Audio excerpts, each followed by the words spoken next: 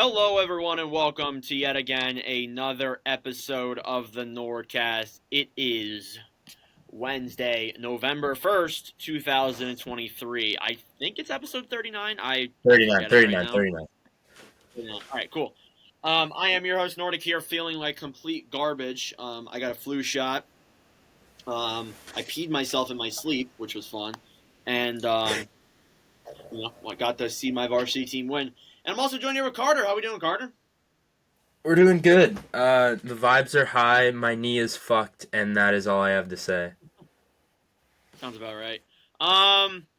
We're gonna start off with the passing of Adam Johnson. We do want to say rest in peace to him. A horrible way.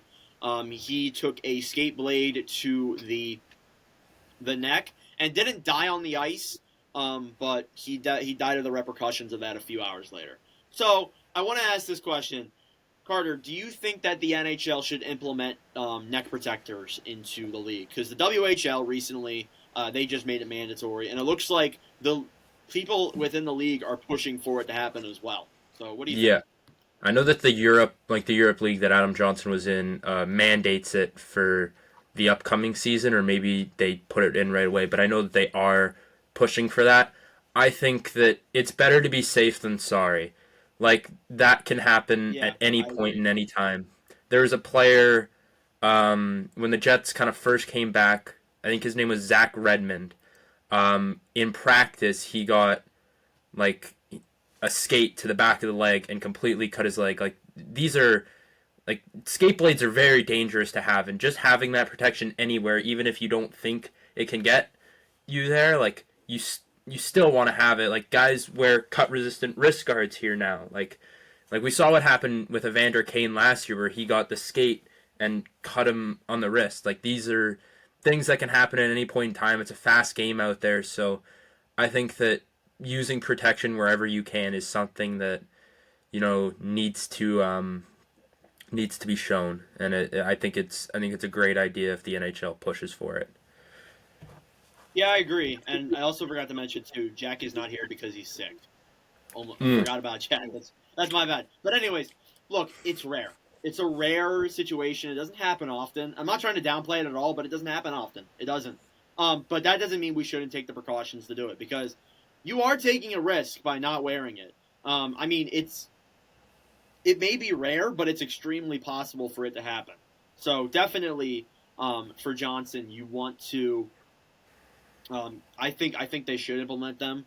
I heard that they were strongly encouraging them, but I don't think that means that they're going to all the players are going to wear them because they're uncomfortable.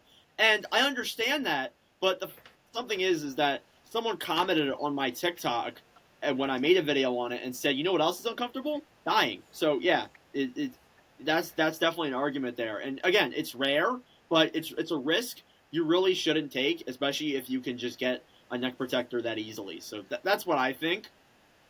But Hmm. I know some people are against it. I mean, like I wouldn't really know how it would work. I mean, like I've never seen a neck protector on besides a goalie. Like, is it going to be the same as that? And additionally, too, are you going to have to get rid of visors then entirely if they're making that mandatory?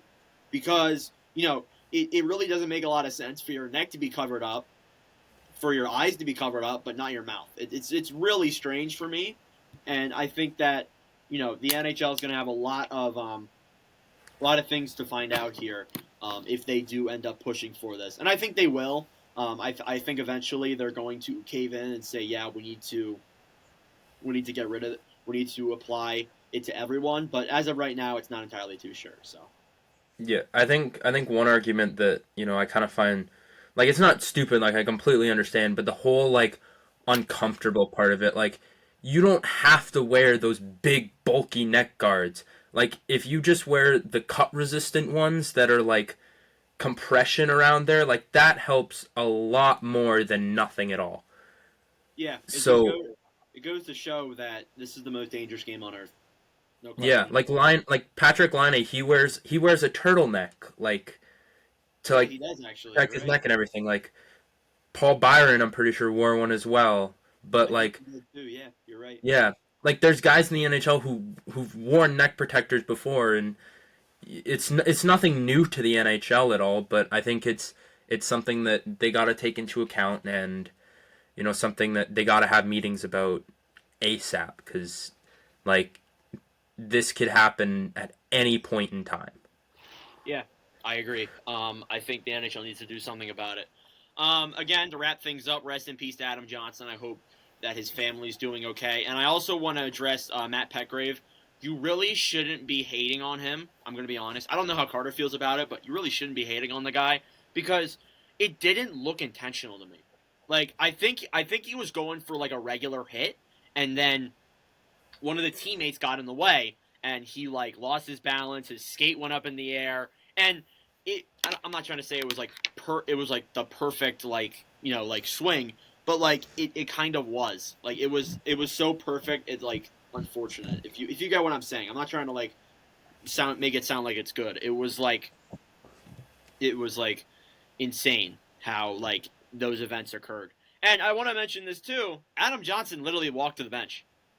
He literally got up and walked to the bench.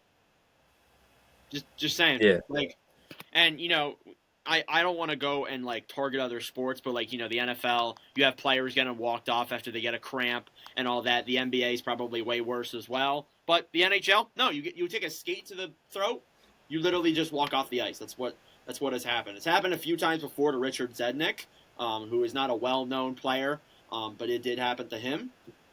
So I feel like it shows that hockey players are the toughest on earth. So anything to wrap it up, Carter?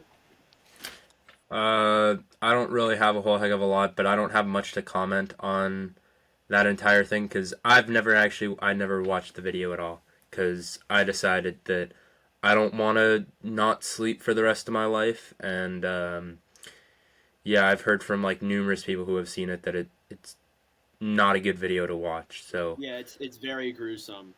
yeah, Like it shows like they had to evacuate the fans too. Like that's how bad it was. But yeah, regardless, we'll move on from that segment. Peter Rich Puck. For those who don't know, that is my high school hockey team. This is going to be fully me explaining it because Carter doesn't know Peter Rich Puck. yep. Carter, do you know any players? You probably only know like what, Kevin Pico? Kevin Pico. I know you got fuck, what's her name? You got like two people who have the same last name. I can't remember them. Chowski, yeah. Yeah, At least Jack Chelsky. I know that there's them. That's about it. That's all I got. I just know Kevin Pico, and that's about it. That's fair enough. I will do a thing at the beginning, and I already said at the beginning that you can skip this part if you want. This is mainly for the people at Penn Ridge, not like the not people that watch like internationally because you don't know what Penn Ridge is. But today they played their first game, their home opener, and Peter Ridge won 7-3 over CR North. I thought it was a good game. All four lines I thought played pretty well. I do have a few concerns though. Defensively, we made some mistakes, and it did cost us a little bit. But obviously our offense outscored our problems. So, I think that that's a problem too, but as well as that too, penalties. They can't stay out of the box. And, that played a big factor tonight. But I like the team overall. I love the line of Browse, Shaw, and Gunning. That was a very entertaining line to watch tonight. Shaw had a goal. I really like the emergence of Shaw. He's played very well through these past couple of games in the scrimmage against Haberford and as well as that too in the tournament. He's looked solid. Obviously, Kevin and all of them have looked great, but that's without question. So, P. Ridge plays their next game next Wednesday against the Chamonix. Carter, you can come back now, and we'll just get into the NHL news. All right, so we have a few things we got to go over, and then I think we're just going to call it there because I am exhausted. As I mentioned, I got my flu shot, and I feel absolutely terrible right now, and it's kind of late at night right now, so we're just going to leave it at that. So, the news, we obviously talked about Adam Johnson. The Rangers' third jersey was leaked. Carter, what are your thoughts on this Rangers' third jersey? I'm sure you've seen it. Yeah, most of the Rangers jerseys are clean as hell. Like, I'm not gonna lie. I don't think, like, I don't know if, off the top of my head, obviously, like, I'm not going through all their jerseys, but off the top of my head, I don't know if they have a bad looking jersey. Like, all their jerseys look nice. Yeah, I like this jersey. I wish that, though, like, the stripes on the arms, I wish they changed that to just, like, how the bottom looks, and then I think it looked good. But I think it's really solid. People hate it, but I really like it. I don't think it's that bad. Other news, Zach Cassian retired. Shane Pinto. Did we talk about Shane Pinto last week? What day was that? Did we? It was Wednesday.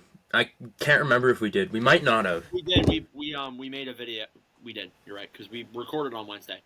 Okay. Ottawa Senators. In other news for Ottawa, they are apparently losing a first round pick for the Dadonov papers, and I think that basically for those who don't know, basically Pierre Dorion didn't submit the no trade clause papers to Vegas, and Vegas was pushing for a penalty after the Dadonov trade got voided a few weeks ago, or about a year ago. And at first thing, I don't understand why Vegas would be pushing for this because you have a goddamn Stanley Cup. Why do you need to push something like this? And second of all, it wasn't Andlauer that was even in office when that happened. I believe it was still Melnyk when the forms didn't get submitted. I know Melnyk passed away in 2022, but I believe he was still alive for that. So I don't know. I really don't understand it. But regardless, a thing that happened because of that is Pierre Dorion got fired by the Senators as the GM. Looks like Steve Staios is going to take over. And Andlauer said, quote, "We were negligent in nature, which set off a chain of events that embarrassed the league and pissed off 2 other hockey clubs. We are at fault for what happened." And he's holding Pierre accountable. I feel like, to be honest with you, I think they were just trying to find a reason for him to be fired. And I think that with the Dorian situation, that's what caused it. But yeah, do you have any thoughts on Dorian being fired? No, I don't have a whole heck of a lot, but that whole Dadonov situation is definitely a dumb one that will undoubtedly go into the history books. And I'm pretty sure, I don't know if you're going to bring this up later, but that it's a first round pick in either the 2024, 25, or 26. They have to say within 24 hours of the lottery. Yeah. So that kind of sucks if they push for it for we're going to leave it for 2024, 2025, and then they're undoubtedly bad in 2026, and they have to forfeit that pick. And they end up getting the first overall, which would honestly suck for them, but it'd be hilarious. I doubt it personally. I don't think the Sens will become that bad again. If they do, then that's insane. But obviously that is a factor there too. Other news before we wrap this up: Nicholas Backstrom is stepping away from the Washington Capitals due to his injury, and I kind of think this is it for him. He's been dealing with injuries for the past 1 to 2 years. I think this is it for him. And I think that it's an unfortunate end, but it is what it is for Backstrom.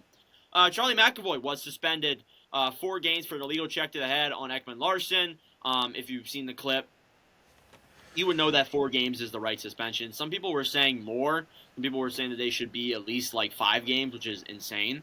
But regardless, I've liked McAvoy's game a lot, and I think that he's looked good, but obviously it's going to be bad for Boston losing him for the next couple of weeks. And that's all I got. Carter, do you have anything else that we can talk about? I mean, could we bring up the Anaheim Ducks, I guess? Sure. Anaheim 4-0 on a road trip. They beat Philadelphia. They beat Pittsburgh. They played a few other teams, I think. They played Boston. 2 other teams. I can't remember. They Boston, beat the undefeated Boston Bruins. Yeah, they look good. They look like they're on a hot streak right now, and hopefully that continues because I want to see Anaheim be good and make the playoffs. And a lot of people said, oh, no, they're not making the playoffs. And I think that with the way they're playing through that road trip, I mean, they played a really good Bruins team. They played a decent, at the time, Flyers team, and then they played a kind of a mediocre Penguins team. But regardless, you want to go 4-0 on road trips like that, especially ones that are in the East Coast. Those ones can be very difficult to win games at. Mm-hmm. So definitely, I'm liking the direction that Anaheim's going in. And it looks like they've started to score a lot. Frank Vetrano been absolutely crazy. Zegras is starting to pick it up. Team's looking good right now. Yeah, that second line for Anaheim is unreal. That line of, I think, is Strome on that second line? Because if so, Mason McTavish, if it is Ryan Strome, and Frank Vetrano, that is scary. And not to mention, producing a lot. Oh yeah, not to mention Leo Carlsson. He's looked unreal. He's looked like special. I have Leo Yeah, Carlson in fantasy, yeah. so This has I'm feeling been pretty good right Trevor's been slow, but now. Yeah, I think undoubtedly, I think we all expect Trevor Zegers to pick it up. Like so, yeah, eventually he has to, right? At he some point. should hopefully. He has been getting benched for his bad defensive play, which I think is an issue.